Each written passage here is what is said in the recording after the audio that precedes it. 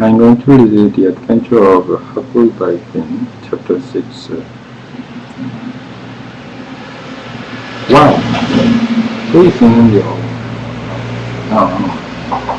And then he went for George, Thatcher, and chorused, making him give up 10 money. And he went for me, too. Still for not stopping school. He tested me a couple of times and thrashed me, but I went to school just the same. I told him so. I learned most of the time. I didn't want to go to school too much before, but I reckon I'd go now to spy path. And road riders toward a slow business appear like they won't ever going to get started.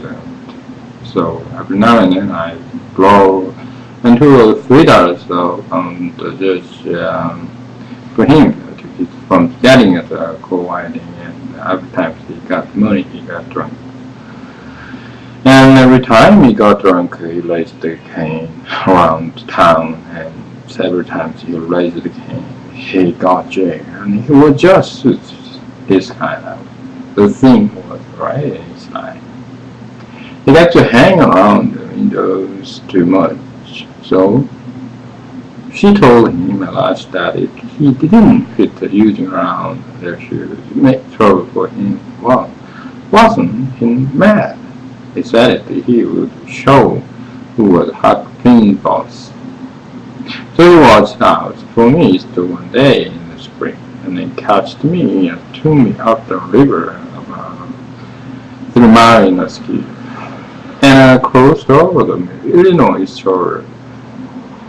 It was woody and there weren't no houses but an old log hut in a place where the timbers were so thick you couldn't find it. You didn't know where it was. Getting with him all the time, and I never got a chance to learn off. We lived in that old cabin, and he always locked the door and then put the key on his head at night. He had a gun which he had stolen. I like when we fished and hunted, and that was what we lived on. Every little while they locked me in and went down to the shore and 3 miles to the ferry and traded fish and games for whiskey and fetched it home and had run and had a good time and licked me. The widow found out what I was buying and she sent a man over to try to get hold of me. But the pets drove him up to the gun, and then it wasn't long after till I was used to being where I was at my plate, about the quiet fort. It was kind of leisurely playing after comfortable game, smoking, fishing, and books, and all. Study. 2 months was a more around, and my coat cigar to be all black and dark. And I didn't see how I ever got to like it so well at the widow's, where you had to wash and eat on a plate and come up and I go to bed and get up regular and be forever coloring silver book and have old Miss Watson packing at you all the time. I didn't want to go back no more. I had stopped the caution because of the widow's and didn't like it. But now I took it again because the Fab had no objection. It was 3 good times out in the woods and there's take it all around. But by and by the Pep got too handy and noticed the hickory and I couldn't stand it. I was all over wet. He got to going away so much too. And locking me in, once he locked me in and was gone 3 days. It was dreadful and something. I just got drowned and I wasn't ever going to get out anymore. So I was scared. I made up my mind and I would fix up some way to leave there. I had tried to get out of the cabin many a time, but I couldn't find a way. There one window was so it was thick enough for a dog to get through. I couldn't get up the chimney. Just not all the door was thick, solid oak slabs. Pep was pretty careful to leave a night when things did the cabin when he was away. I'll let him. I had 100 the place over as much as 100 times well. I was most of the times I did because it was about the only way to put in kind, but this time I found something at last. I found an old lusty saw without any handle. It was laid in between a laughter and a clapboard on the roof. I greased up and went to work, and there was an old horse blanket nailed against the log at the far end of the cabin behind the table.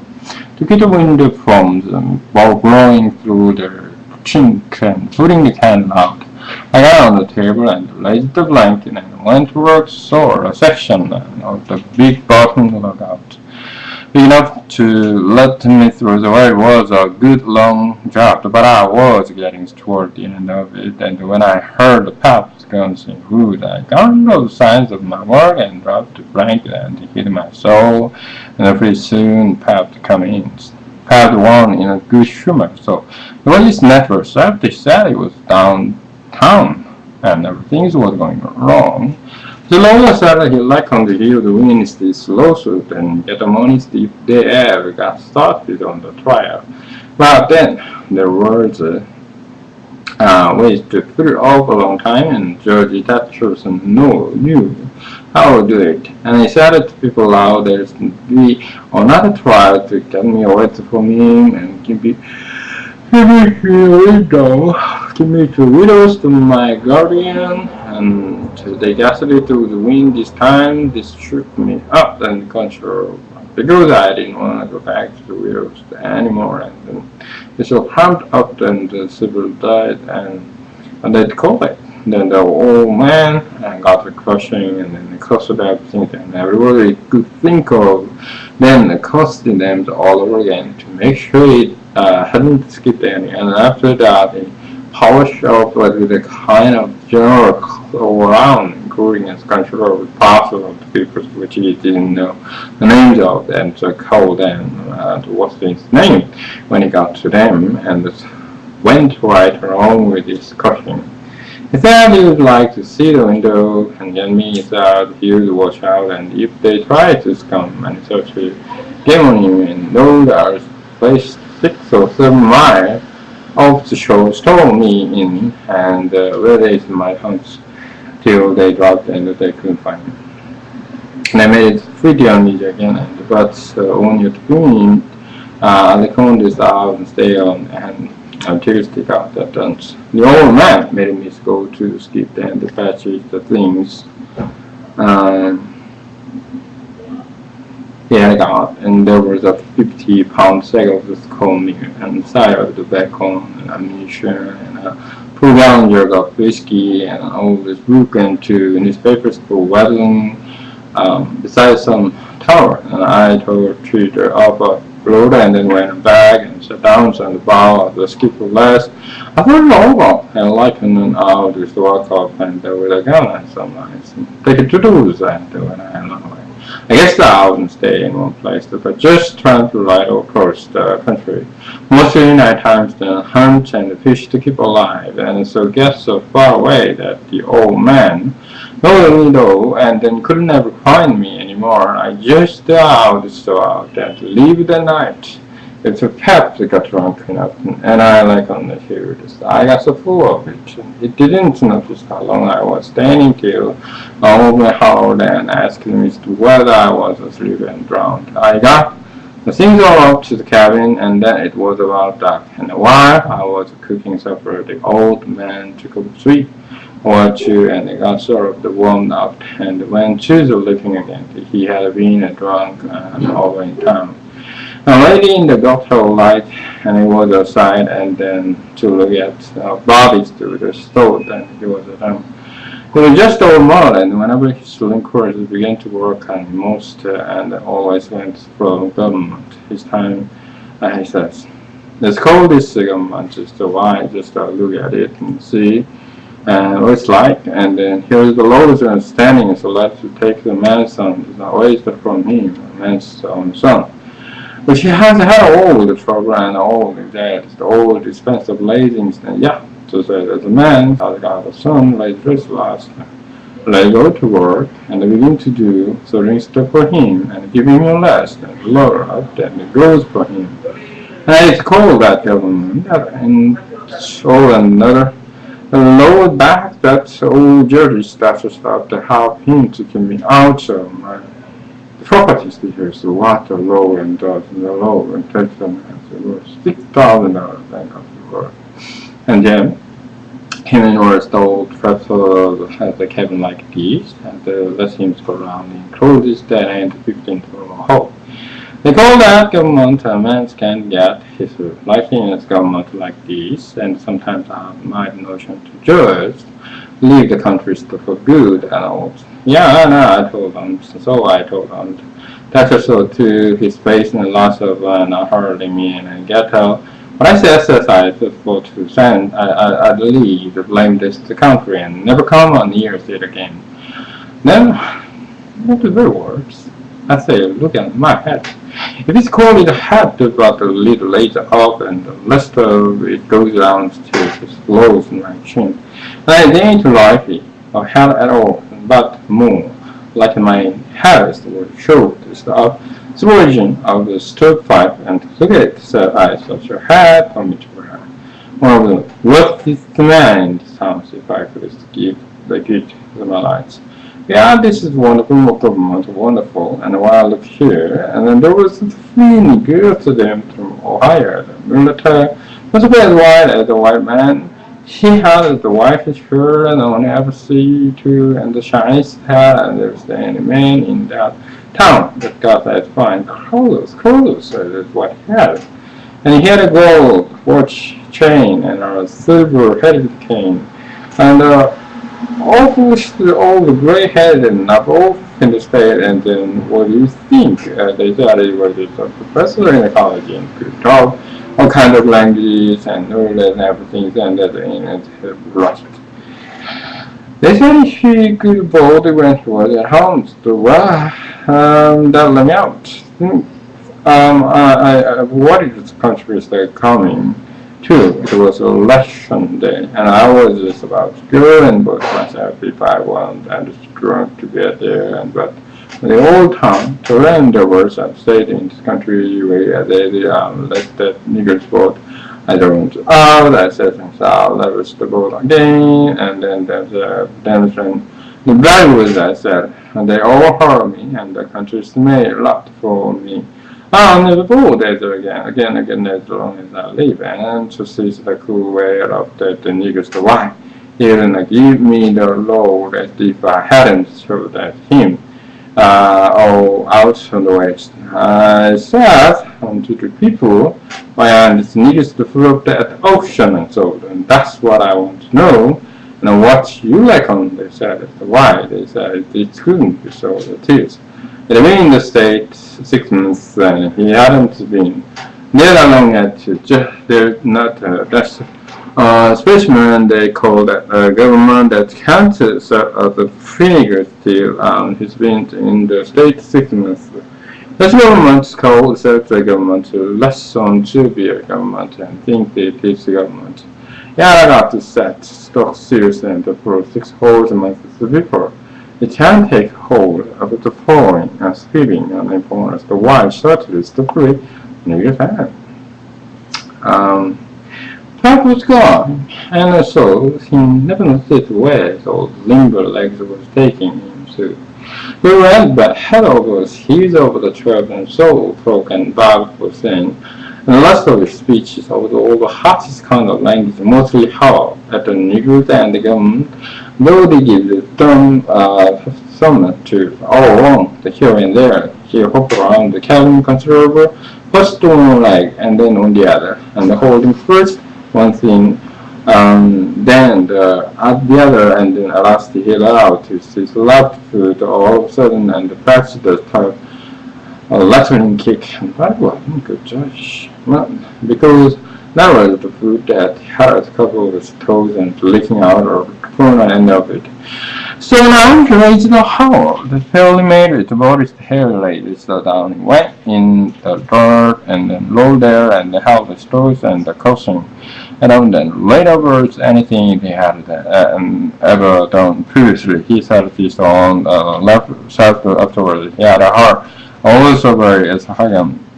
These days and he outside is the latest of him too. I reckon that was just sort of the feelings on, and maybe after shepherds popped and took the judge and decided he had enough to risk there for two drunks and one delirium. Truman now was always his word and judge. I did blind drinking about an hour and then out through the key and so myself on the other end drank and tumbled down on the blanket and find the spot. Look along my way and he didn't go down. The first he thought was uneasy. He groaned and moaned and stretched around this way. That's for a long time. Last I got so sleepy so I couldn't keep my eyes open. All I could do, and so before I knew what I was about, I was sound asleep. The candle burned. I don't know how long I was asleep, but all of a sudden there was an off scream, and I was up. There was a pal looking wild and skipping around every which way and yelling about snakes in his eyes. They was crawling in his legs, and but you'd give a jump scream. They say it's one head, the victim's on cheek. Well, I couldn't see no snake. They started around in the cabins, hauling and take him off. He's beating me in the neck. I never see a man look so wild in the eyes, and pretty soon he was all faded out. Well, down and panting, then he rolled over one of the fast and kicking things every which way, and striking and grinding in the air with his hand, and then screaming and saying there was a devil's hole with him. He went out by and by and raised his wires, mooning, and he led us to the end. It didn't make sound. I could hear the owls and the boos away of the woos. It seemed terrible truth. He was laying about the balcony by and by. He laid up the pathway and listened. With his head to one side, that's the tramp. That's the third tramp. It is coming up for me, but I won't go to there here. No, don't touch me. Don't, hands off. It's cold, cool. Let us for double along. And then he ran out all cold and crawled off and begging them to let him alone. And he lowered himself in the blanket and wallowed in under the old pine tables, serious of begging, and then he went crying. I could hear him through the blanket. By and by he rolled out and jumped up on his feet looking wild. And he see me and went for me, and he chased me around and placed with his clasp knife and called me the angel of death and saying he would kill me. And then then I couldn't temper him no more. I began and told him I was only hurt, but he laughed such a screechy laugh, and lowered and cursed and kept on chasing me out. Once when I turned short and dodged under his arm, he made a grab and got the jacket in between my shoulder, and I thought I was gone. But I slid out of the jacket quick as lightning and saved myself. At the first soon he was all tired out, and dropped down and was back again against the door. And suddenly he would last a minute and then came in. He put his knife under him, and suddenly he would sleep and get strong, and then he would see who was who. And so he dozed off to free soon. By and by I got the old split bottom chair, and it comes up as easy as I could, and not to make any noise and get down the gun. I slipped the lumber down and just make sure it was loaded, and then I laid it across there and then turned it barrel, pointing towards the path, and sat down behind a tree and waited for him to stir and how slow and still time did drive along. The end.